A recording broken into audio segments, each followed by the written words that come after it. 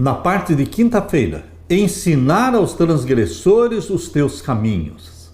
Deus tem na terra um povo chamado remanescente, odiado por Satanás, conforme diz Apocalipse 12:17.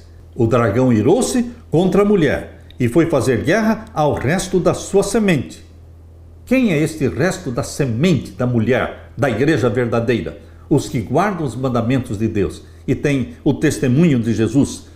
É contra estes que guardam os mandamentos de Deus que Satanás está irado, está fazendo guerra.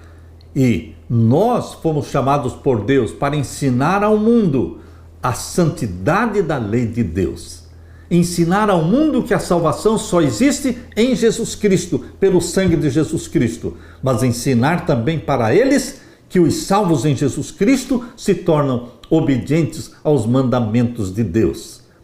Depois que Isaías viu o Senhor na sala do trono, no Santíssimo, e depois que foi informado de que a sua iniquidade foi tirada e o seu pecado foi perdoado, Isaías então respondeu o chamado divino dizendo: eis-me aqui, envia-me a mim. Isaías 6, versos 7 e 8. Meu querido irmão, depois de um encontro com Jesus Cristo, salvos em Jesus Cristo, santificados pelo Espírito Santo, então o convite de Deus: a quem enviarei? Quem há de ir por nós? Então será respondido por você e por mim, porque nós fomos tocados pela brasa viva do altar divino e o nosso pecado foi purificado. E então nós respondemos como Isaías respondeu: eis-me aqui, envia-me a mim. Uma vez que Isaías estava em paz com Deus, apesar de conhecer suas falhas, estava pronto para trabalhar para o Senhor. Isso também ocorre conosco? Sim, também ocorre com você e comigo. Como proclamar a salvação aos outros se nós não a recebemos? Primeiramente, precisamos estar salvos em Cristo para mostrar para as pessoas o caminho da salvação. Como pode alguém perdido ensinar os outros o caminho da salvação? Primeiramente, Deus nos salva, Deus nos santifica e nos faz vasos escolhidos, vasos de bênçãos. Leia agora o Salmo 51 e vamos ler os versos 7 até o verso 15. Aqui diz no Salmo 51, versos 7 a 15: purifica-me com hisope e ficarei puro, lava-me e ficarei mais alvo do que a neve. Deus, quando perdoa, olha para você como se você nunca tivesse pecado. Você acredita nisso? Tão profundo e tão amplo é o perdão que Deus nos dá, que Ele olha para você como se você nunca tivesse pecado. Por isso diz aqui: purifica-me com hisope e ficarei puro, lava-me e ficarei mais alvo do que a neve. Faze-me ouvir júbilo e alegria, para que gozem os ossos que tu quebraste.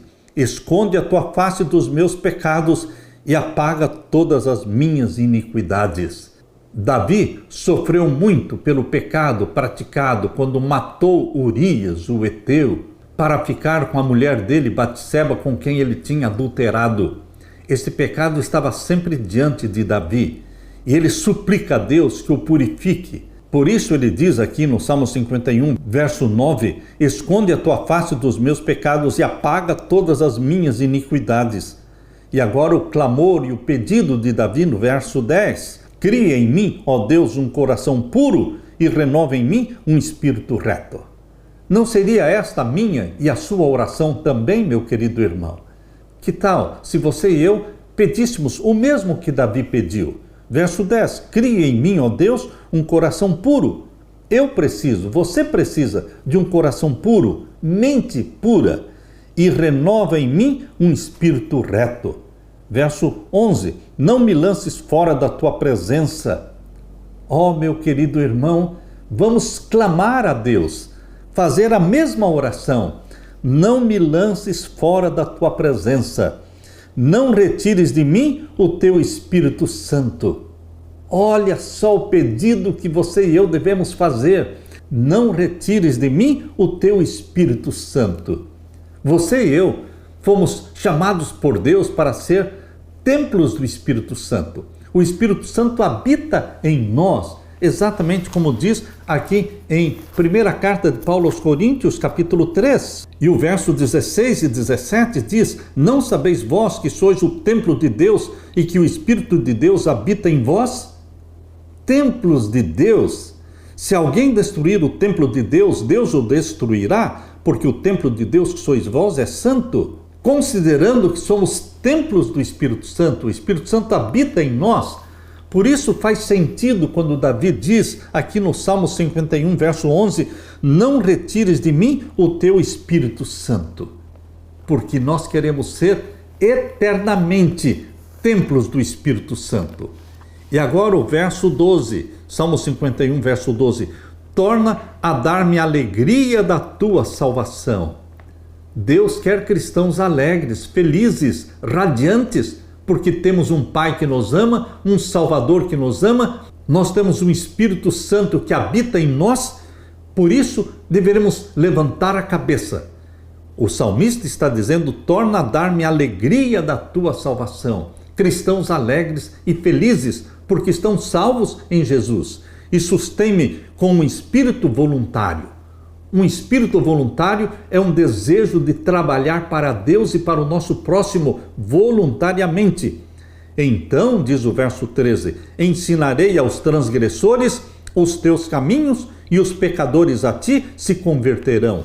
Queridos, nós vamos ensinar aos transgressores os caminhos de Deus, a santidade de Deus, a salvação em Jesus Cristo. Vamos ensinar aos transgressores que a lei de Deus é um reflexo do caráter de Deus e que esta lei será escrita em nosso coração. Nós vamos ensinar os transgressores. Então ensinarei aos transgressores os teus caminhos e os pecadores a ti se converterão. Verso 14, livra-me dos crimes de sangue. O assassinato de Urias, o heteu, estava sempre diante de Davi. Por isso ele clama, livra-me dos crimes de sangue. Ó Deus, Deus da minha salvação, a minha língua louvará altamente a tua justiça. Abre, Senhor, os meus lábios e a minha boca entoará o teu louvor. Porque te não comprases em sacrifícios, senão eu os daria. Tu não te deleitas em holocaustos. Os sacrifícios para Deus são espírito quebrantado. O que é o sacrifício para Deus? O que Deus realmente valoriza como sacrifício? O espírito quebrantado, um coração que se quebrantou, arrependido, que pediu perdão, como Davi pediu perdão e foi perdoado. Há um coração quebrantado e contrito. Não desprezarás, ó Deus. Abençoa Sião, abençoa a mim, abençoa você, meu querido irmão, segundo a tua boa vontade. Meu querido irmão, o que Davi prometeu aqui no Salmo 57, depois que Deus o perdoou e o purificou, ele disse, eu vou ensinar aos transgressores os teus caminhos, eu vou ser um porta-voz teu. E é isso que Deus quer que você seja, um porta-voz dele aqui na terra. Deus o chamou para ser a voz de Deus proclamando a salvação no mundo.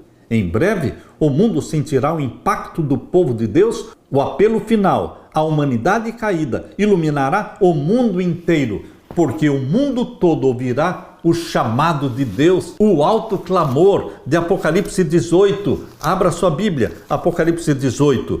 Deus vai enviar homens e mulheres, redimidos pelo sangue de Jesus, santificados pela habitação do Espírito Santo, serão chamados para proclamar este alto clamor de Apocalipse 18, verso 1 em diante. E depois destas coisas, vi descer do céu outro anjo, que tinha grande poder, e a terra foi iluminada com a sua glória. E clamou fortemente com grande voz, dizendo, caiu, caiu a grande Babilônia, e se tornou morada de demônios, e coito de todo espírito imundo, e coito de toda ave imunda e aborrecível. Deus está aqui falando que esta voz poderosa deste anjo representa você e eu. Nós fomos incumbidos por Deus para proclamar a mensagem do alto clamor do quarto anjo de Apocalipse 18. Lembre-se que o quarto anjo de Apocalipse 18 deve apresentar diante do mundo a mensagem concisa, compacta das 3 mensagens angélicas de Apocalipse 14. As 3 mensagens angélicas de Apocalipse 14 deverão ser apresentadas como sendo uma só mensagem, na voz do 4º anjo. E quem é esta voz do 4º anjo? Você, meu irmão, o remanescente fiel de Deus, chamado para preparar um povo para a volta de Jesus. Nós vamos pregar as 3 mensagens como sendo uma. Temei a Deus e dai-lhe glória, porque vinda é a hora do seu juízo, porque vai ser pregada essa mensagem exatamente no início do juízo dos vivos. Com a aprovação da lei dominical, começa o juízo dos vivos.